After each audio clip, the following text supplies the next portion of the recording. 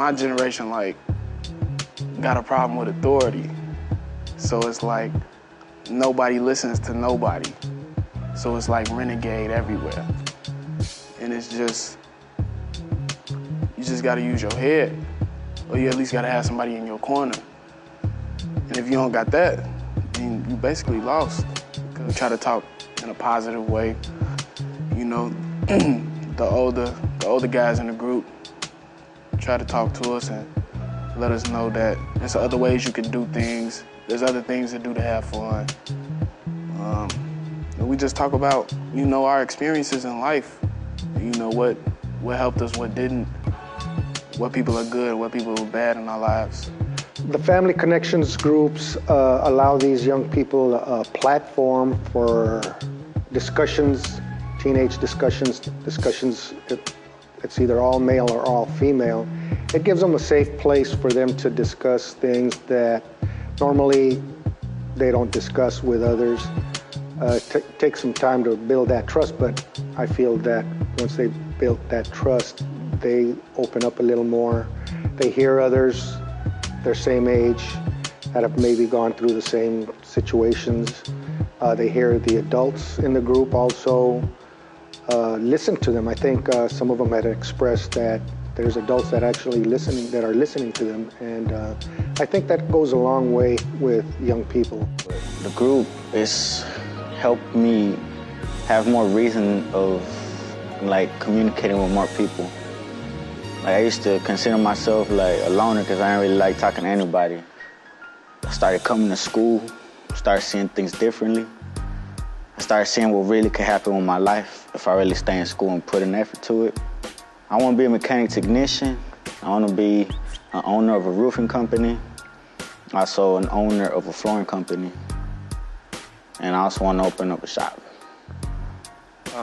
Being in the group helped me because listening to what some of these people, students here are going through, made me realize that I could have been going through much worse than what they're going through, but I haven't been. And I think this helps them get things off their chest, vent, share, and at the same time, you know, you got to listen to what everybody else is saying. It feels good. It feels like, I don't know, I like the feeling. Like, I like coming to this group and talking to them. Like, I feel good. I mean, to me, that is the most valuable part of this, is that they get to see another part of what's going on in the world that may be in the same community. For decades, one of the top hotspots for drug dealing in Austin has been 12th and Chacon on the east side. In fact, police considered it one of the top open-air drug markets in the city. But a new and ongoing initiative is changing that and appears to be working.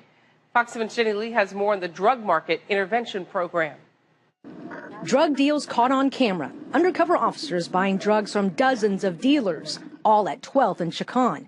We talked to one of the undercovers. We went in as undercover officers and purchased narcotics from street-level dealers and identified those at a later time so that warrants could be issued. Police identified two groups of drug dealers from these buy-walk operations. Those who have committed violent or egregious crimes were put in the A group. The drug dealers who didn't were put in the B group. All were arrested, but the B group was given a deal.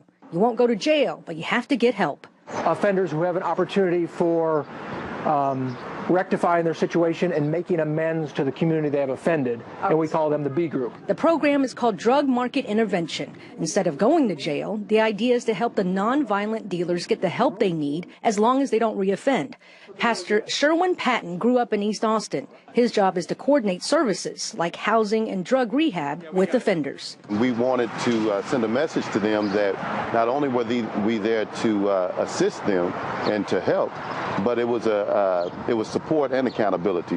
The theory behind the Drug Market Intervention program is called restorative justice. So in regular justice, the victim's on the sidelines. Oftentimes they don't even get into the courtroom. In restorative justice, you bring together the victims and the offenders and the community together so that the people who are directly affected by crime are the ones who are dealing with it. UT professor Marilyn Armour is the director of the Institute of Restorative Justice and Restorative Dialogue. She says the coordination among police, the district attorney's office, and the community is the secret to making the program work. She also says restorative justice is effective. About a third of the offenders that go through that program do not recidivate, which is very high. After undercover officers buy drugs from the B group dealers, they weren't arrested. Instead, they got a visit with a letter. The letter is from Chief Art Acevedo and District Attorney Rosemary Lindbergh. Initially, they didn't believe that they weren't going to be arrested. There was a big concern, and once, I was on the phone with a bunch of them, promising them that, they weren't going to be arrested, that we were trying to give them an opportunity, trying to provide them, an assessment and any services that they might need to, with the message that they've got to stop selling. The initiative comes at a time when new development is going in near 12th and Chicon. At 1200 and 1300 Chicon sit empty lots after old buildings were torn down. Mixed-use residential and retail projects are expected. 12th and Chicon now looks a lot different. There aren't as many people loitering, and it's quiet.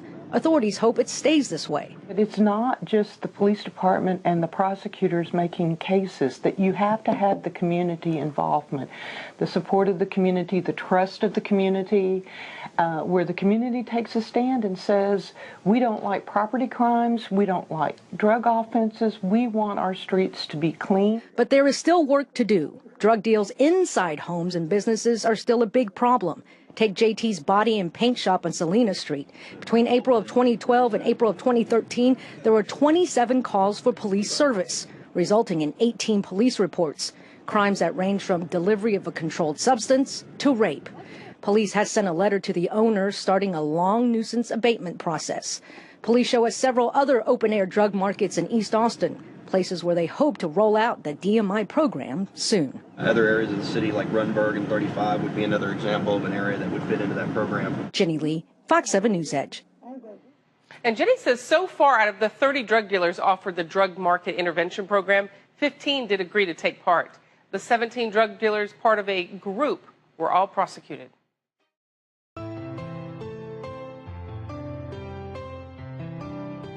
But you all know that the Austin Police Department is absolutely committed to keeping Austin one of the safest cities in the country. And I hope that you would agree with that. We are one of the safest cities.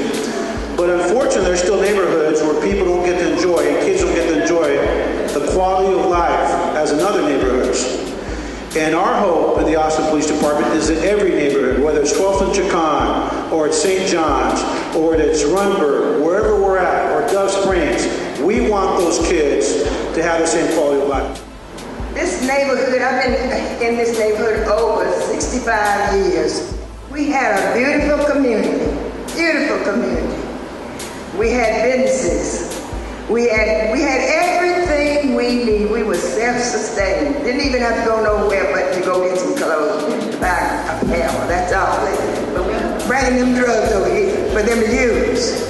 Now, we just might be truthful about it. I've worked with the police department. They can tell you, the chief and all know me. All of them know me. I'm an activist in the neighborhood. I've been with the Weed Seed Program, Commanders Forum, People's Forum, Chestnut Neighborhood Association.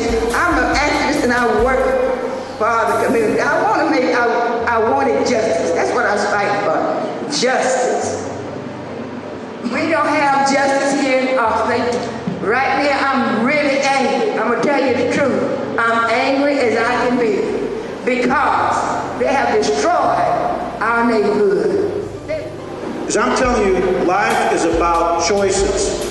And what we're doing today is that we're going to put that choice in your hand. You're either going to have the opportunity, you're going to be given the opportunity to not reoffend, and this offense eventually will go where? Away.